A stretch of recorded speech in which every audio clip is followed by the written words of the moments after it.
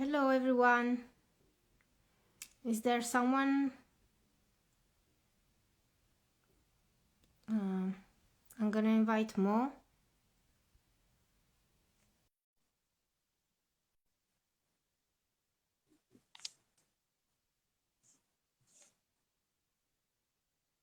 Hello, Aline. I just invited Mo. I don't know, Mo, if you're there and you can see the invitation, please accept it or send me an invitation yourself.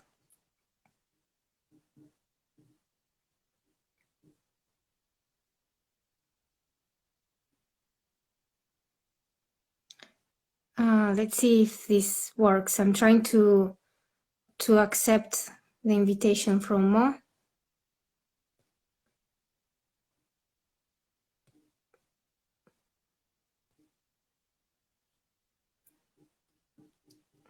Can you send it again, Mo, or accept mine?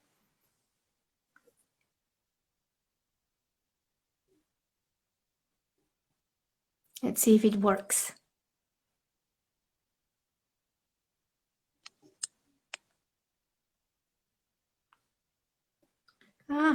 Hello everyone. I don't know why it's not working. Usual technical problems.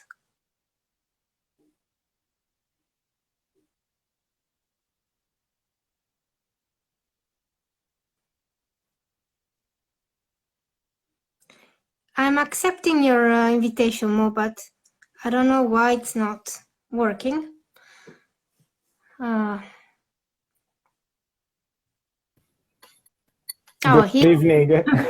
At last. The usual. I always have this kind of difficulty. Yeah, it's a usual thing on Instagram. So yeah. How are you? Thank you so much.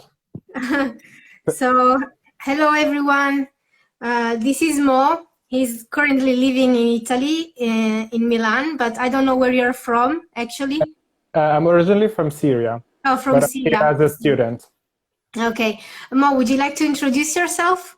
Yeah, for sure. So, hey everyone, my name is Mohammed, or you can call me Mo for the easiness part. And I'm a medical lab technician, pharmacist, and currently safety assessor.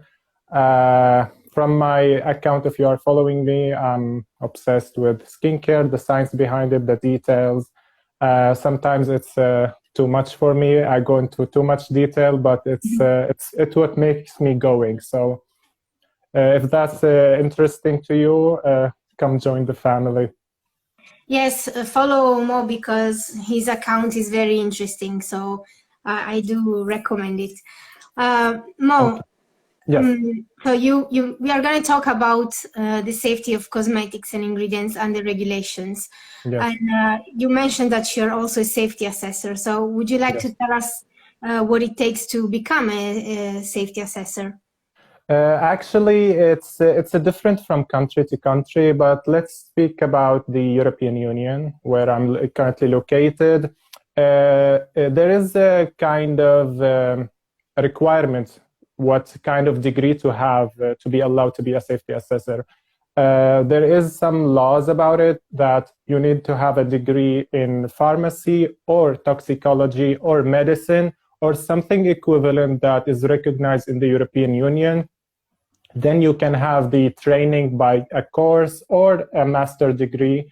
And then after that, you will be recognized as a safety assessor because those requirements, some people were like against those requirements. For example, why a biologist or a chemist can't be a safety assessor. The European Commission made a statement about this again, that it's you need from every field, you need a rows of knowledge from pharmacology, from toxicology, from pathology, and other kind of fields. So you need to collect as much as possible information to be allowed to have to be a recognized safety assessor. You can also take some kind of courses, but those kind of courses will not allow you to be like in the working force in the regulatory body of the European Union. So it's just an extra knowledge if you are interested in this field. Yeah. So so with those courses, maybe you can work as a consultant, but you cannot actually approve some cosmetics. And exactly. Like if you want to work with the ICA, EFSA, you are not allowed with those kind of courses, but you have to go to the full course of the I explained earlier. Yeah. Okay. Well, that's quite interesting because there's a lot that goes into it, but I think rightfully so, because I think it's a very serious job to do. Exactly. Like I had this discussion earlier with another account here on Instagram, and I said, like, I'm a pharmacist before I was a safety assessor, and pharmacists are responsible for safety of the community. For example, if you are working in community pharmacy, you are responsible for the small society, for safety, how to use medication, etc. And if you are a medical doctor, you are responsible for the patient you are visiting. But when you are a safety assessor, your results of your safety assessment can affect a whole country, a nation. Those kind of results will put the what is called the safety limits, the regulation. So you're responsible for millions. Doctors may be responsible for thousands in his whole career, and the pharmacist 100, for example, but you're responsible for nations. And for example, in the European Union, you're responsible for multiple nations. So I'm not going to pat myself on the back, but it's a big thing, to be honest. Yeah, it's a big responsibility. Indeed. Yes, exactly, yeah. Exactly. And I think it's also a bit overlooked in the sense that I think some consumers in general might not be aware of this position and the fact that actually cosmetics do go through safety assessment. Exactly. It's behind the scene kind of field. Like nobody knows about it, but to be honest, every product you see on the shelves of your drugstore or pharmacy is going through a lot of tests, a lot of regulation, a lot of giving and taking. It's a whole process, to be honest, and it's only happening behind the scene. The consumer doesn't have to deal with this, to be honest. Yeah, and so how frustrating is it for you when you read this ingredient or this cosmetic is toxic or it's beyond I've had a discussion with a lot of people here on Instagram, amazing people, amazing expert. I'm kind of like a little bit too much passionate about this. I can be mean. I've been called you are mean when it comes to safety, and because it's a passion of mine since I was young. It's like I said, this affects a lot of people. It's a responsibility, and I hate driving people out of ignorance and out of fear. It's in a way, it grinds my gears in a bad way. So I'm really passionate about this. I can be a little mean when it comes to this issue. Well, I think it's also, for you, it's also a bit kind of insulting at a personal level. It's like you're not doing your job or... Exactly. I'm going through hell with exams, and to be able to have the pleasure and the honor to be responsible for your safety, and then one person, X person, come out in a magazine or have the popularity saying something, and every work you have done is out of the window. It's really, it's tough, let's say. I can see how it can be frustrating. And I think for you, that you're directly involved with the safety is even more frustrating than to people like me that we are just formulators. So I can imagine.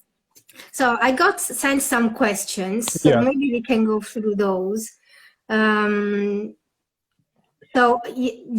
first one is a bit related to what we were talking about. It says, misconceptions about assumed safety of clean ingredients. It's. I think we share the same opinion when it comes to this. It's. There is a lot of misconception that the word clean is very smartly picked in a way. It's clean.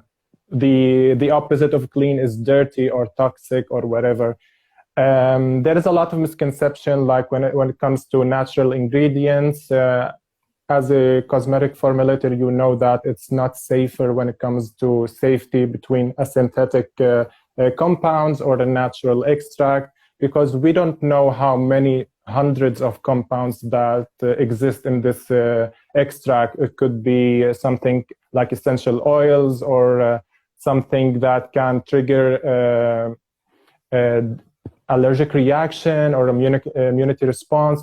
So there's a lot of misconception when it comes to this, and the whole movement of clean beauty is not only in a way insulting to safety assessor or toxicologist, it's insulting for everyone, because it's requiring information that already exists. They want more. Like, you have to believe in step 1 to be able to request step 2. We have safety data that assure, for example, paraffin are safe, that assure UV filters are amazing and safe. No, we want more. We can take this amount of pressure and redirect it towards more innovation, not repeating the same cycle. So it's a lot to deal with, to be honest. Yeah, it's a lot of time wasted in a certain sense, explaining stuff, but I can see how, all these reports, for instance, from the SCCS are actually public and available, but they are difficult for people to read. And of course, like, they don't need to even read the full report, but they could just go to the conclusions already and already understand a little bit. But yeah, I understand how it's difficult. So I wish there was a way that things could be explained in a more like in an easier way for people to understand, so that they would not get allured by these other people saying, like, this is toxic and this is bad for you. Here, take my essential oil. Or Exactly. It's when it comes, like you mentioned, the SCCS report. To be honest, it's a lot to read. Like, even for the top, let's say a PhD graduate, it's a lot to read. There is a lot of technicalities, there is a lot of terminology, there is a lot of details that you read a conclusion, but when you read the data presented to the committee of experts, it can make you confused. So there is no easy way, unfortunately, until now. Maybe in the future there will be like a public website that simplified the information to the consumer to assure them that everything on the market is safe for you. There is no need to fear of parabens or UV filters or whatever. You know how there are these apps that I think one is called Think Dirty or something like that. Anyhow, those apps that grade ingredients. I wish those. I wish it was this simple. I wish we could do like an app, a little bit more nuanced, of course. I mean, totally the opposite of those, actually.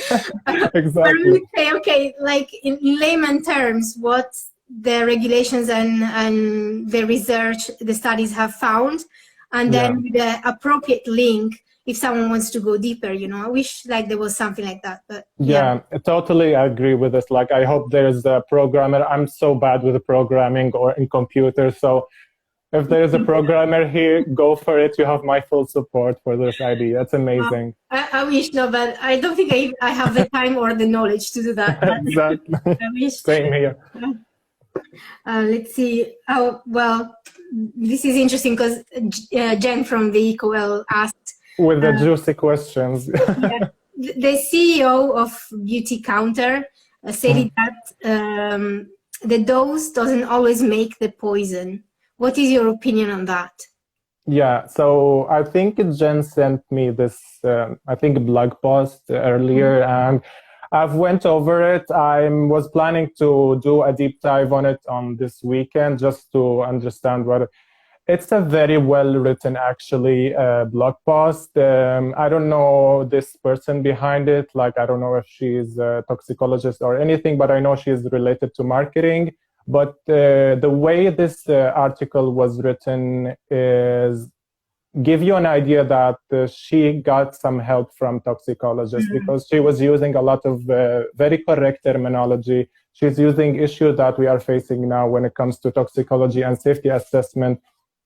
For example, she mentioned something related to Nmdr, which is a non-monotonic dose response. It's an issue we are facing right now that, as you know, when we increase the dose, the response increase in a linear way. There are some kind of compounds that are showing a different behavior, especially the endocrine disruptors.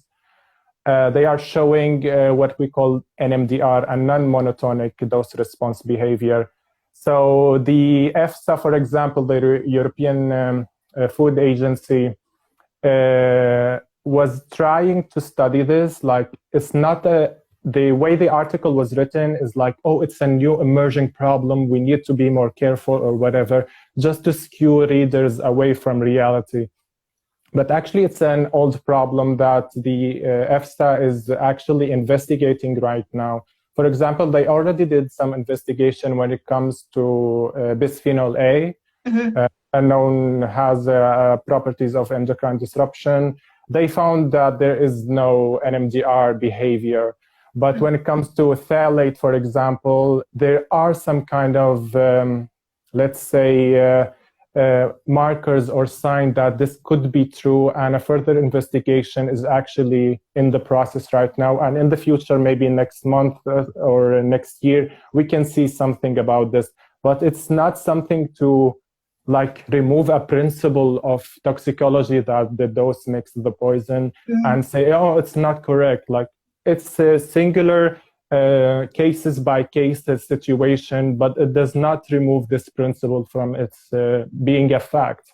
Okay, so basically that's exactly toxicology fact that the dose makes the poison. Exactly. There are certain materials under investigation that have a bit of an anomalous, a different kind of behavior, but they are monitored and they are being studied. Exactly. When the EFSA and other European regulatory bodies, when it comes to safety of food, cosmetics, or chemical, they've been looking at this for a long period of time, and they suggested that if we found a good number of this issue, we're gonna have to start investigating a new safety assessment method for specifically those compounds.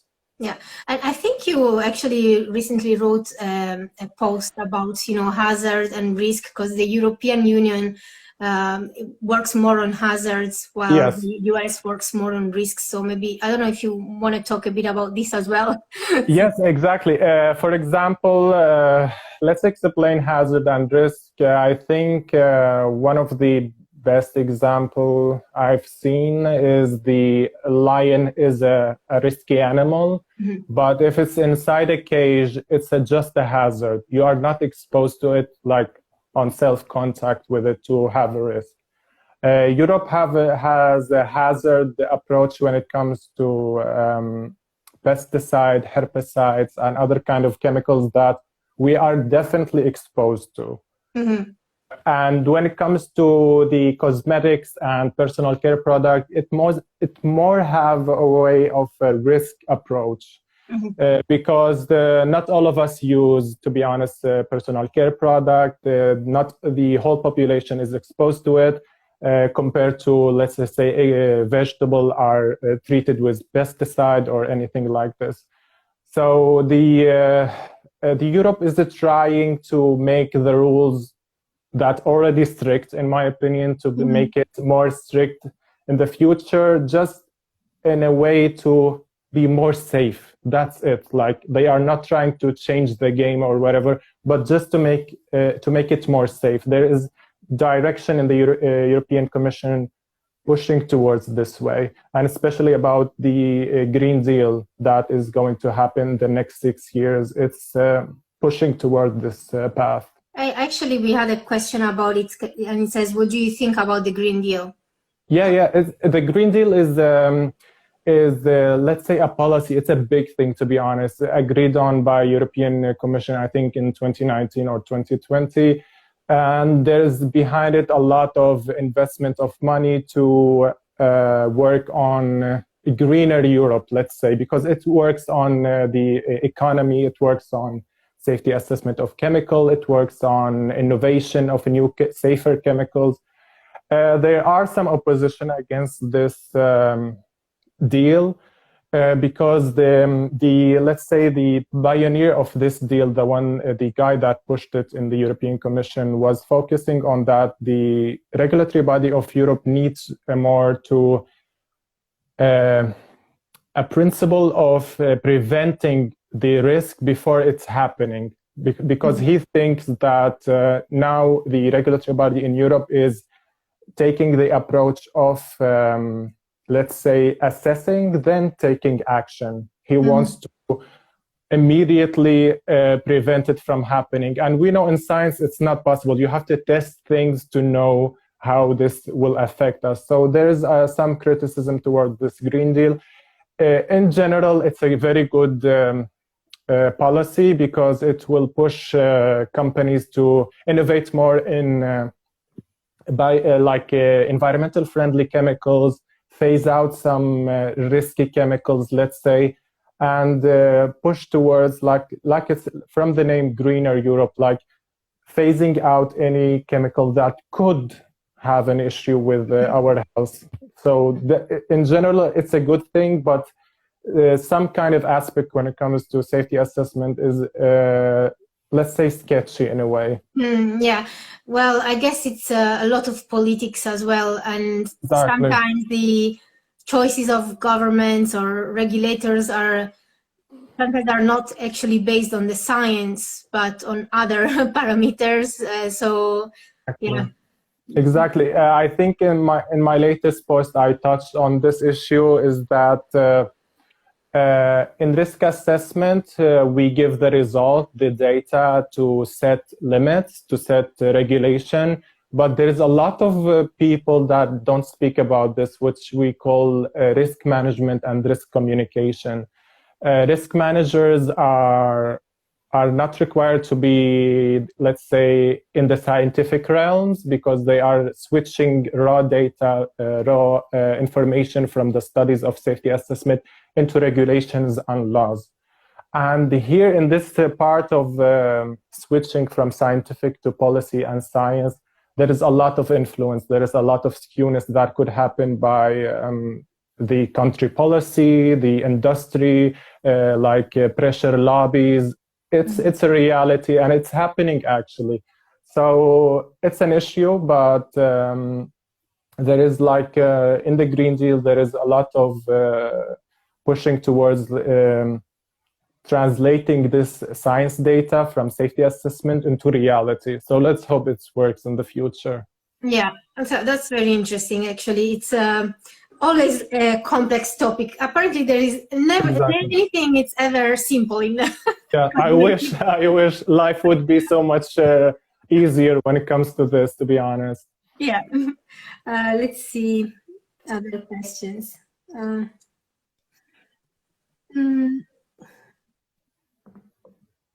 Okay, so we have some questions on sunscreens actually. Does every type of sunscreen automatically become non-effective after 2 hours? To be honest, no, but companies are required legally to write this. I'm talking about Europe. Like the company legally are required to write this. So on your skin, we have assured SPF on the label to be on your skin. And that's it. Like there is no science or let's say details behind it. It's just to make sure that the labeling, the SPF labeling on the sunscreen is actually on your skin. And that's, in a way, take the company from any problem in the future. Let's say someone sued a company, I'm burned from the sunscreen. But if this person didn't use it according to instruction, the company is totally safe from this. And there is some type of content that I saw around Reddit and Instagram here.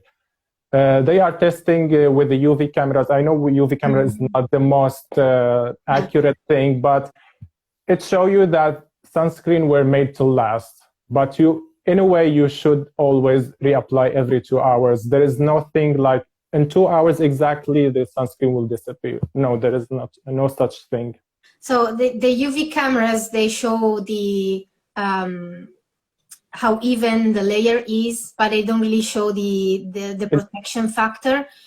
So they can be useful in the sense that you might see that the layer deteriorates, but exactly that happens in time because of wear and tear. We touch our faces, etc. But it's not like sunscreens; they just like work for 2 hours and then stop. It's a gradual thing, and the issue is keeping the layer intact. So the best way to know that you have that protection that is said on the label is to reapply it, so you know for sure that a layer that might have been degraded in time, you reapply a good layer again. So that's basically, I think, the idea behind it. Very true. Then it says, is there a reason most sunscreens don't disclose a UVA protection factor? When it comes to regulation about sunscreen labeling, in Europe and in the US, it's kind of similar. But Europe has the extra UVA circle that we see on the European sunscreen. By law, companies are not forced to disclose the UVA rating, but when it comes to using terms like broad spectrum, they have to go through UVA testing, and it's just a pass and fail kind of testing. So to make sure that it's okay to protect against UVA, so you can say it's a broad spectrum. But more companies are trying to adopt the PA system, the PA++, etc. It's originated from Japan, and it shows you the rating of protection against UVA, but they are not legally required to do so. Like as much they are legally required not to write, for example, that use it only once on sunscreen. It's illegal to write this, or it can last you for a whole day. It's illegal to write this. So it's about technicality and regulation. Yeah, and there's a lot of regulation around sunscreens. Exactly. And in US, there are even drugs, so it's even more. Yeah. I think we are getting used to the PA rating because of all the K beauty that came as well. Exactly. And I think it's useful in the sense that it gives the consumer an idea. It's not a number, but I think it gives an idea, or maybe it's more consumer friendly in that sense than a circle around. Exactly. It gives you something that you can measure. That makes the consumer ease of mind more achievable. Like, okay, I have 4 pluses, so this is the highest amount of protection. So it's something measurable. But in Europe, UVA circle, some people want to look for more. Yeah. Unfortunately, it's not like we can compare anyhow, because then like the PA++++, we cannot really compare it with the European way or the American way of circling or writing broad spectrum, etc. So exactly. But, I can see how consumers would prefer the Asian method. Let's see. Okay, could Vaseline really be contaminated with polycyclic aromatic hydrocarbons? Actually, it is. Let's be honest. When it's first manufactured before purification and let's say cleanup process of Vaseline, it's actually it's been extracted from petroleum, which is which is a mix of hydrocarbons compounds. So, and as we all know, petroleum, when it's being, let's say, created in nature, it's the exact same process that leads to polycyclic aromatic hydrocarbons. So it actually is. But when it's reaching your shelf of drugstore and pharmacy, it sure isn't. Let's say it this way. Let's make it clear.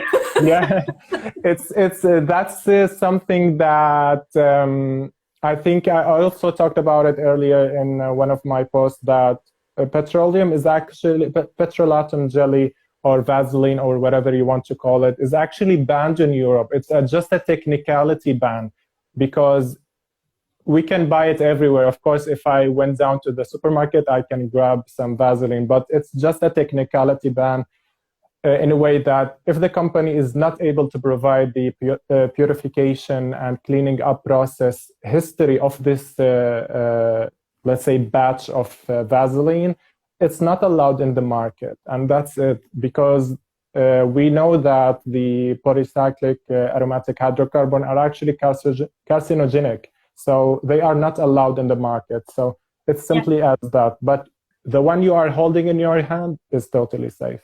Yeah, I think if I remember well, there is a limit in ppms that there can be as trace. Yeah, in Europe, I think 1 ppm, and in the US 0.6.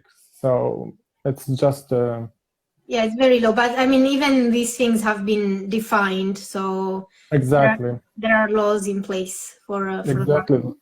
Like when you hear about it in the US, it's not banned, but in Europe, it's actually banned. But it's how you say it is the devil is in the details. So you can grab it everywhere in Europe, but it's safe. The same thing in the US. Yeah, I feel sorry for the fear mongering around it because yeah, well, the American version, Aquaphor, is what saved the butt of my daughter from the diaper rash, and I use it for everything. So it's amazing. It's simple. It's cheap. It's effective. It's old. Like we know, it's been used for a long time. We know everything about it. So why the fear? Yeah, yeah, that's a pity because indeed it's cheap and it's just available basically from everyone. You can buy it in the supermarket. So it's a pity again having this fear around it. Exactly. Then someone asks about name or Neem. I heard it's not good, they say, and I tried to look it up in a way. I couldn't find anything. Maybe a cream or a product or the neem plant itself as a plant. I don't know, to be honest, if it's like the question was not. Yeah, I don't know where they heard this, and I don't know exactly what they heard. So it's a little bit vague, but indeed, I mean, at least I'm not aware of things against it, as well as someone asking that, saying that Whole Foods has banned hydroxyacetophenone and yeah, I actually looked it up, and I looked in the ECA database of Europe about this compound, and it says that it's kind of an eye irritant, let's say, and it's also very toxic for the aquatic life. Yeah. But anything other than that, I couldn't find it to be used. It's been used in cosmetics and a few other categories, but other than that, I couldn't find the article that why it's banned in Whole Foods or other than this. Yeah, but also I think those kind of remarks, they apply more to, you know, the large quantities used in the industry during production or things like this. It's not like the few drops in your cosmetics. So exactly. Like if you would have a huge spill in a factory, that would be very dangerous for aquatic life in that sense. Exactly. Like the data sheets that most people try to get and read. It's not for you. It's not for me. It's not. It's only for the factory workers that deal with like tons of the pure chemical or pure compounds. That's the kind of information is for them, not for the consumer or anything related to it. Yeah, indeed. I mean, sometimes they don't even apply to us in the lab directly if we work with small quantities. Exactly. Yeah.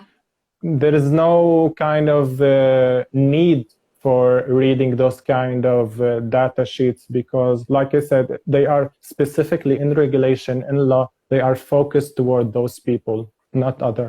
Yeah, I mean, there are of course some things that are useful to be aware of for formulators and people working in the lab.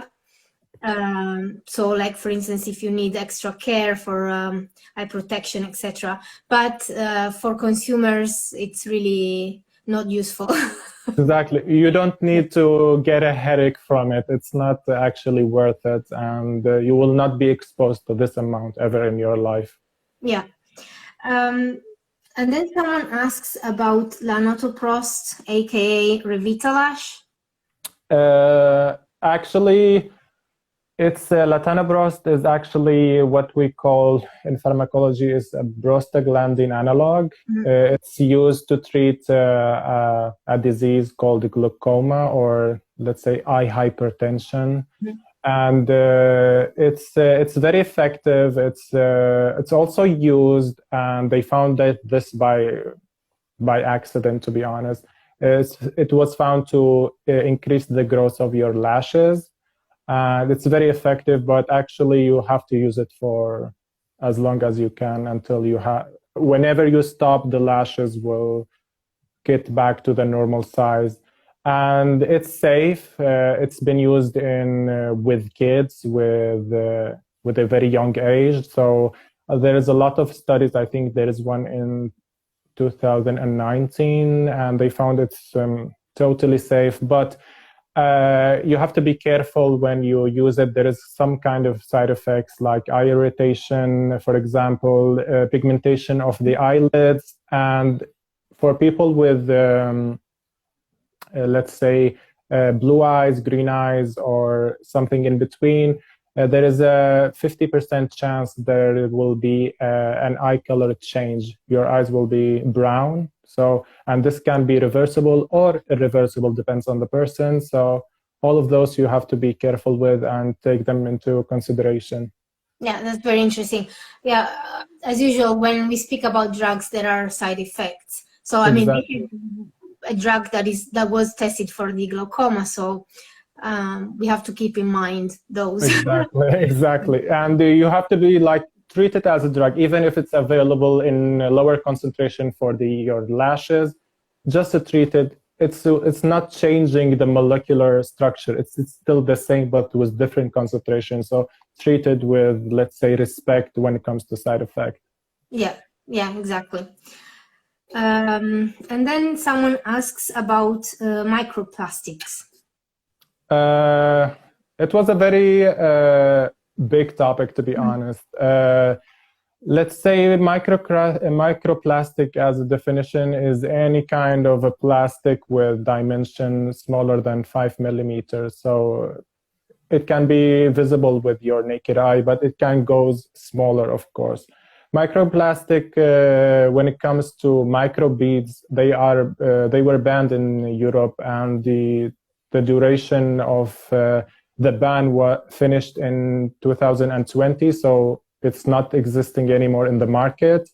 And with the Green Deal that we talked about earlier, there is a push towards banning in the next 6 years anything microplastic or considered microplastic in the personal care product.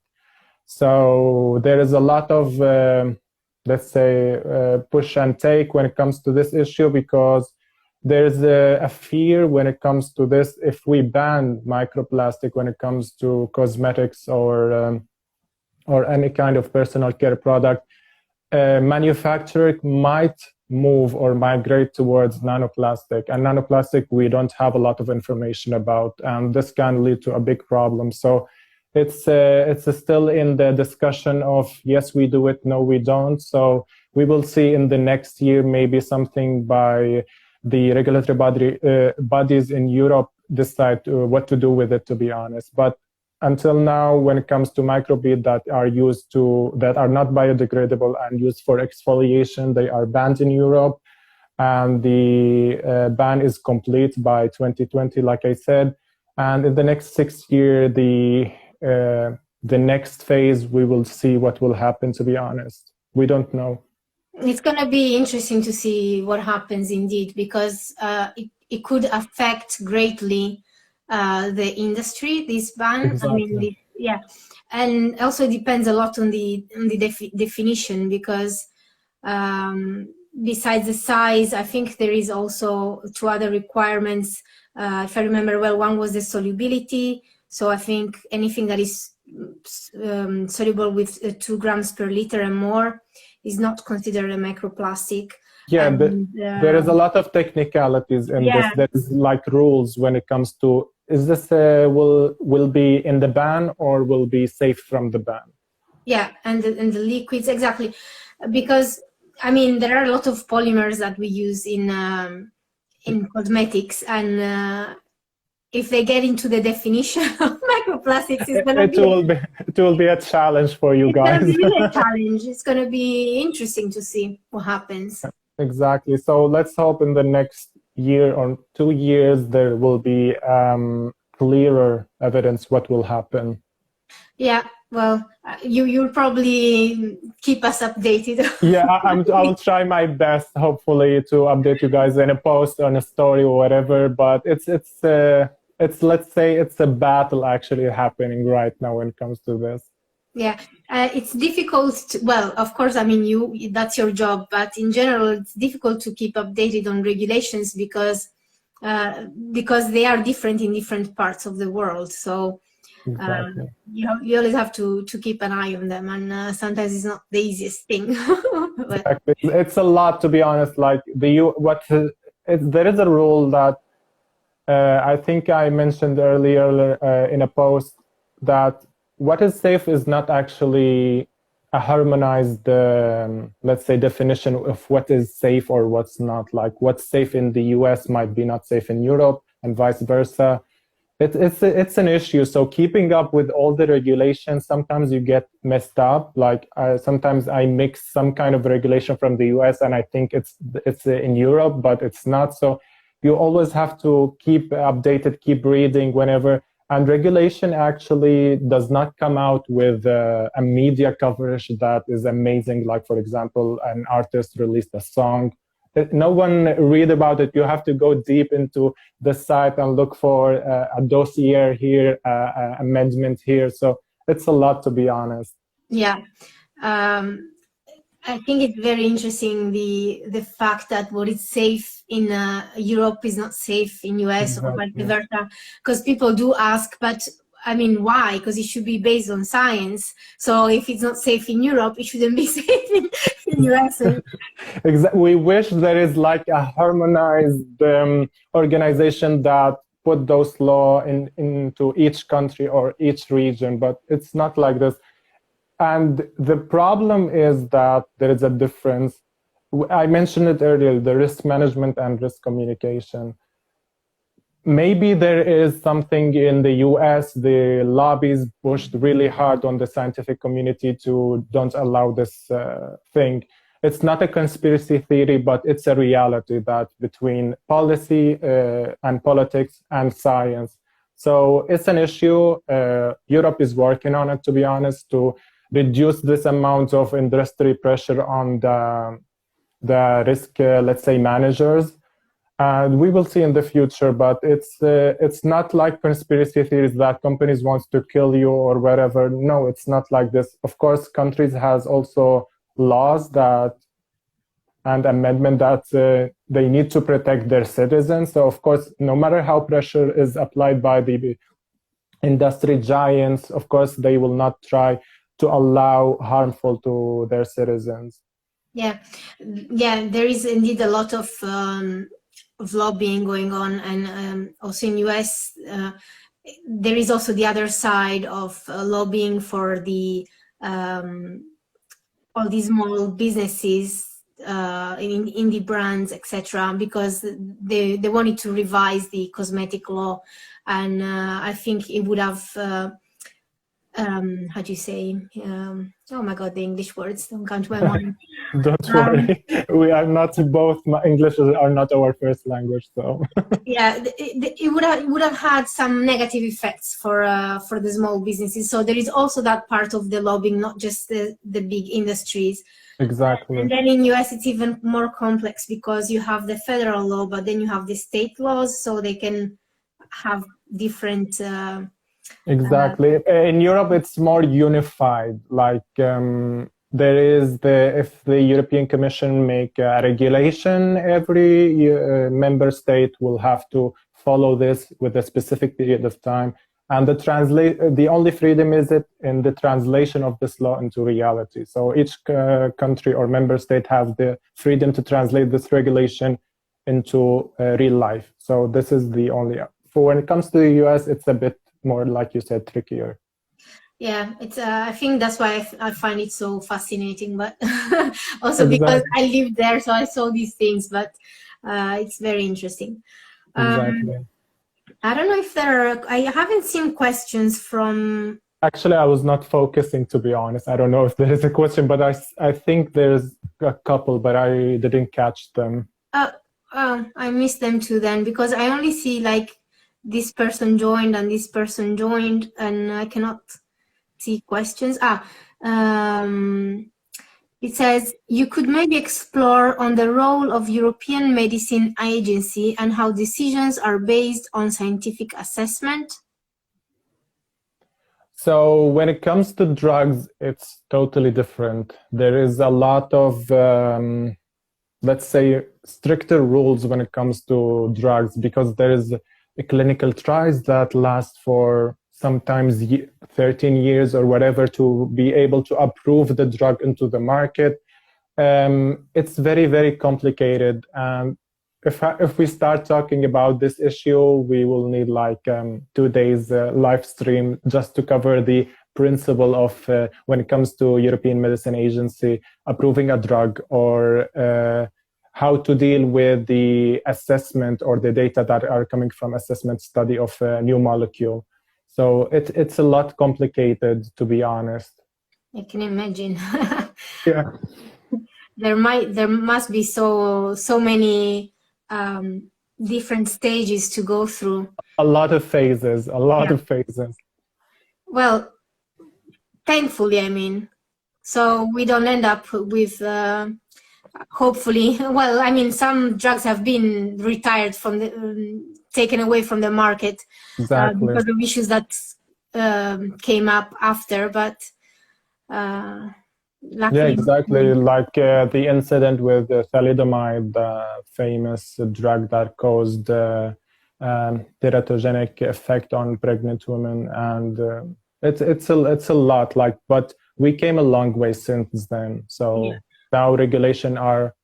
To be honest, I'm not going to stand on the side of pharmaceutical companies, but it's tiring, to be honest, when it comes to approving to a new molecule, and it costs millions and millions and millions of dollars or euros.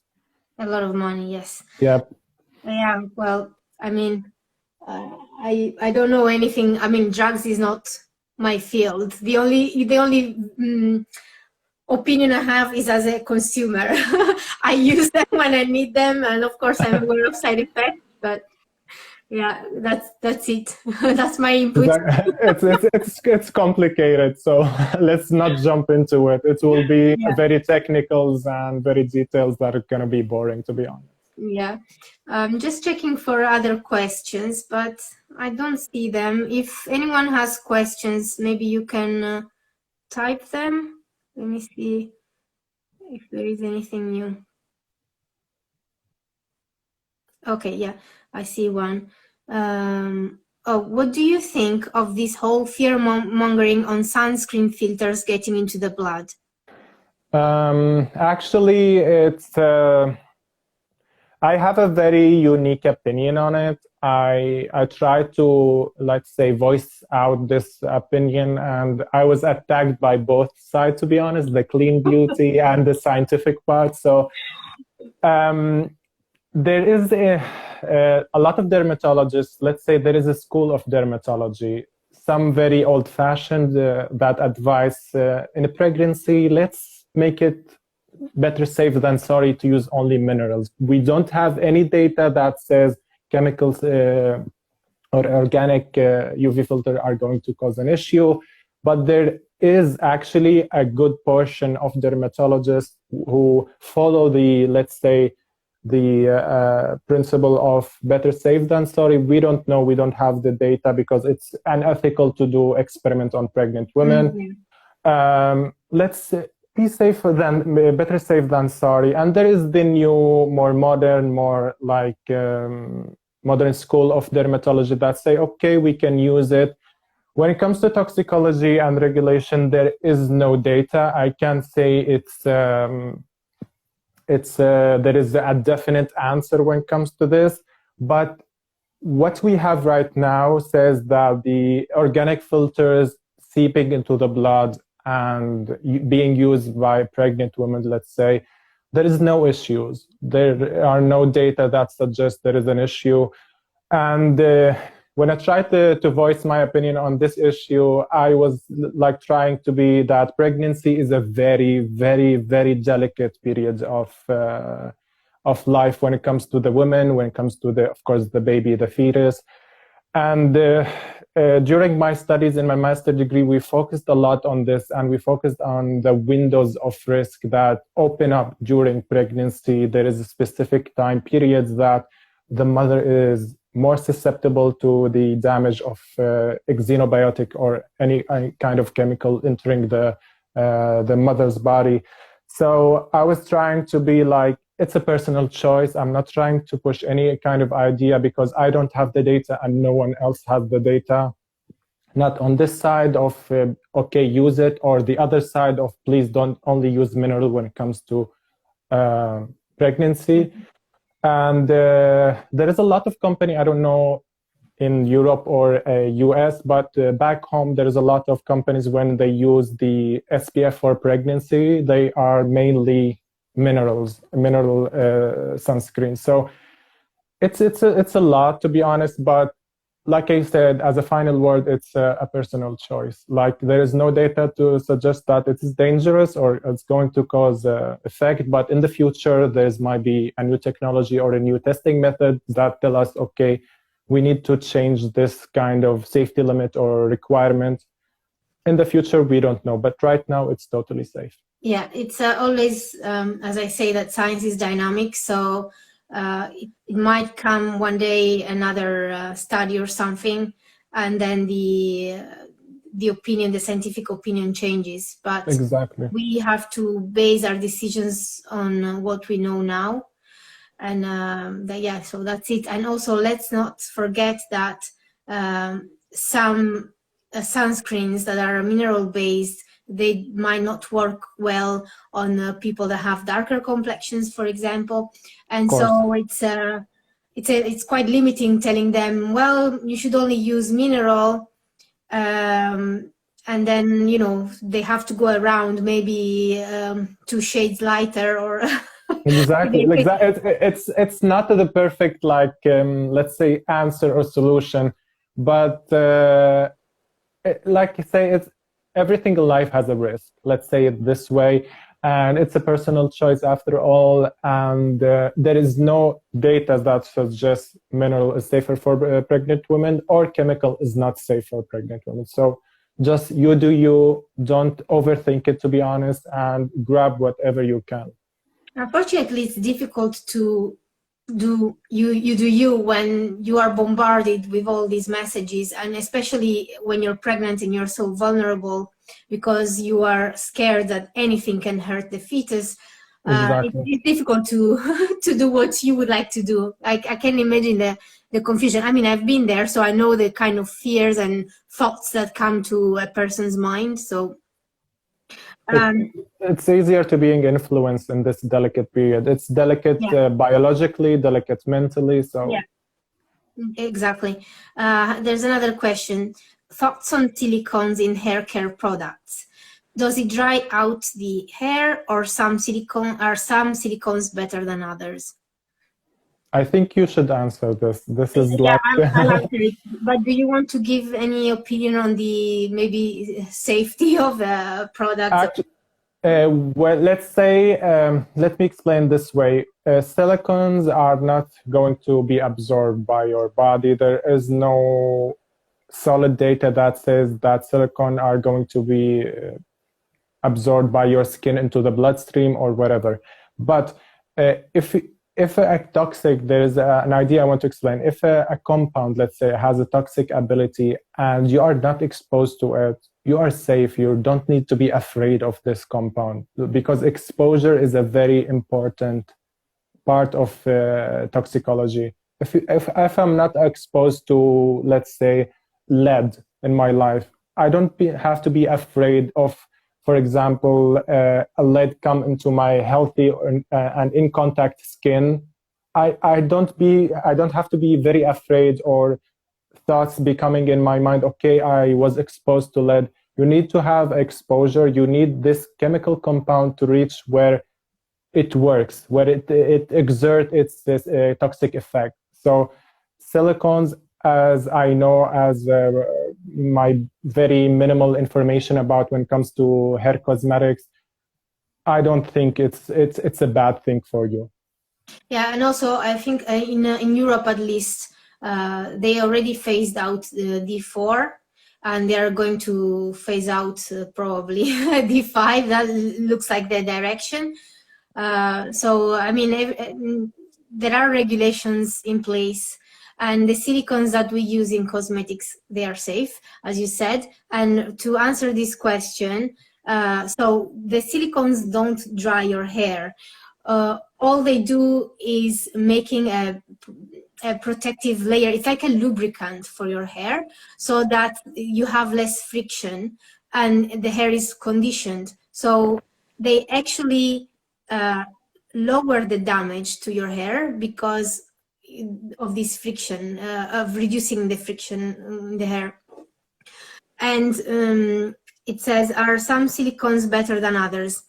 It depends on your type of hair. So, for example, actually, I have a post on on this.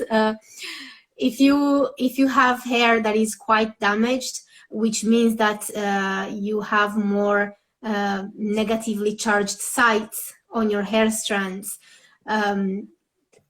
silicones like amodimethicone, which have a positive charge, they can be very useful.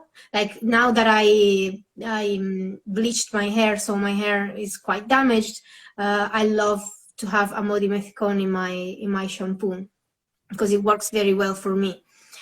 For hair that is less damaged, silicones like dimethicone are perfectly fine, because the hair that is not damaged has a hydrophobic layer, and this has good affinity with the dimethicone, or better, the dimethicone has good affinity with the hair. So it depends on the type of your hair, and I explain this more in detail in the post. So if you would like to read the post, there's more details there. Exactly. Yeah, someone says a chat on silicone myths and facts would be amazing. I'll note that down and see if I can find someone as well for that kind of chat. Let's see if there are other questions. How about alcohol in cosmetics? Is it drying also? Some are against retinol. Could you talk more about safety of retinol? Thank you. Okay. Let's start with that. The latest SCCS report when it comes to retinol, they limited the amount of retinol. The limits, or the safety limits of retinols in the Europe is lower, let's say, compared to the US. Like, for example, you can see here in Europe some kind of product, let's say the ordinary 1% retinol, or kind of this product, because it's not allowed on leave-on product to be this high amount of retinols.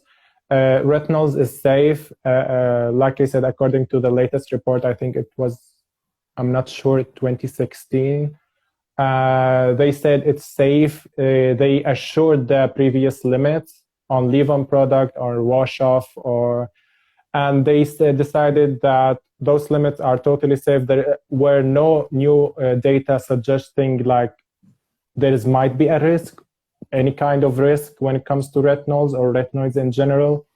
And the limits are the same in leave-on product. I think they limit to 0.3%, if I'm not mistaken.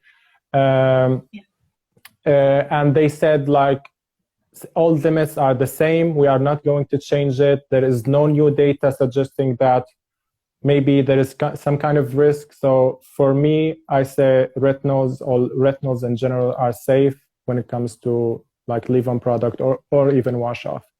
Yeah. So about the alcohol in cosmetic, is it drying?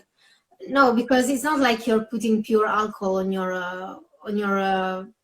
skin or on your body. It's always if it's used in a smaller concentration. Obviously, it's not applied pure. And if it's used because probably there is another ingredient that needs a solvent. And it's specifically needed alcohol because it might not dissolve in another kind of solvents or so. So there's always a purpose for ingredients in cosmetics. They are not just, you know, put randomly. Yeah, randomly. So yeah, no, that's the answer basically. And actually, I think Michelle from Lab Muffin and Steven from Steven, they have a great video on YouTube about it. So you can also... Yeah, totally recommend. It's amazing video. Yeah. Oh, watch that. Let's see if there are other questions.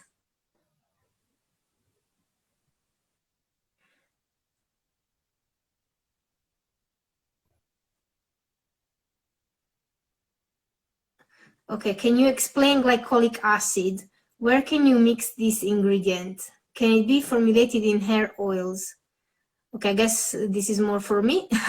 Yep. But I'm not sure I understood the question. But so glycolic acid is water soluble. So I mean, it's no, you cannot really mix it in oil. You would have to use an emulsifier and bring together probably the oil phase and the water phase. If you mean like mix it in the skincare routine, well, it depends on the product, of course, because you might have a toner or you might have a moisturizer. So just, I mean, I always keep it simple. If I use acids, I try to not use stronger actives. I personally don't use them every day. But yeah, that's this needs of my skin. So that, yeah, I don't usually advise people to use them every day, especially because we all tend to use also other actives, just to minimize the chance of irritation and sensitization. But in the end, the skincare is personal. Exactly. Let's see something else. Okay, I don't see any other question here. Well, maybe let's see if other questions comes. But in the meanwhile, I'll ask you a question. I mean, like, would you like to add something or talk about something that you're passionate about and you want to bring a point to the people listening? Actually, generally, when it comes to like skincare in general, I made a lot of posts when it comes to the issue of a topic that was brought up recently, is that I think you've heard of it also, that skincare is being stripped out of fun when it comes to pushing too much science on the skincare. And actually, I have a very strong opinion about this.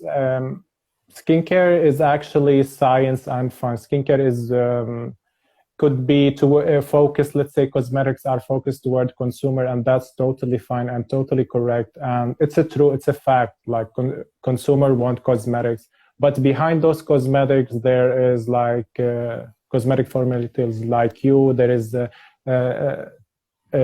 studies and data and safety assessment and every kind of, let's say, science field behind this product until it reaches your hands. And I just want to assure this point that there is people that really are interested in skincare when it comes to what happened behind the scene, the formulation, the safety, the packaging, the regulation, and it's an allowed need. Like you can be allowed to have this kind of need.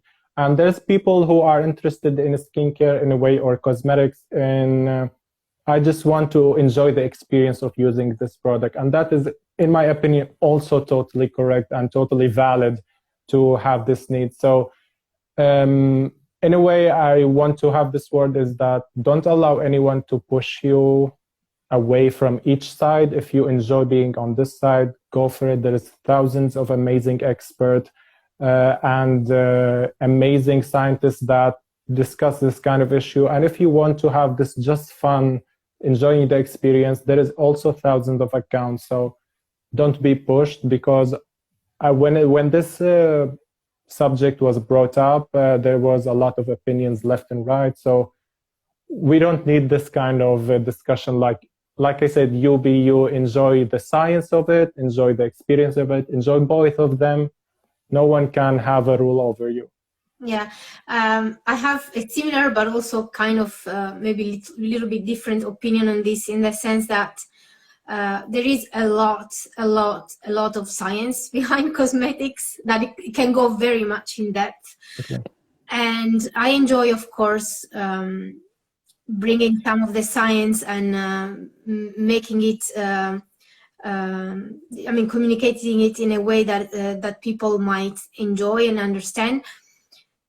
But I do see a lot of people getting overwhelmed by science. So I think it's perfectly fine for the people that are curious, they want to know more, and that's why I do the posts, but they don't get overwhelmed. So that's great. But some people do get overwhelmed, and my fear is that they hear so many things around that maybe they didn't care, but now they're starting to care, because they're like, okay, if that person is worrying about this, maybe I should also worry about this.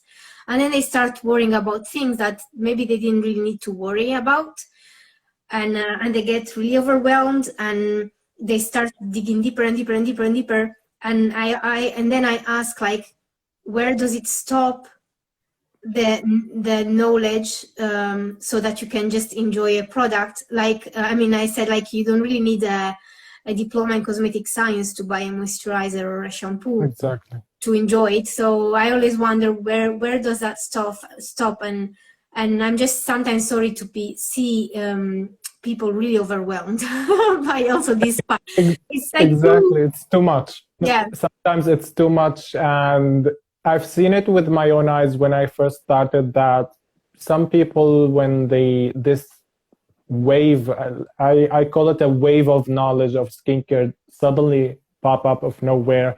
There's a lot of people that just simply left skincare as a passion because they were so overwhelmed. Like, they said, I don't care, it's too much details, this is safe, this is not safe. And I know it's like you said, it can be very overwhelming, and a lot of people that I know like decided, okay, skincare is not for me anymore. Mm-hmm.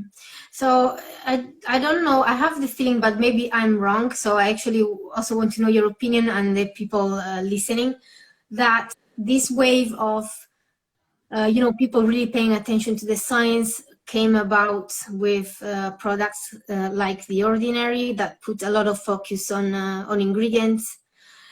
So I have this feeling, but maybe it was already there, but that's when I started to notice it. So I don't know, what's your opinion on it? Actually, it was like when they say the like Decim and The Ordinary changed the industry, they did actually.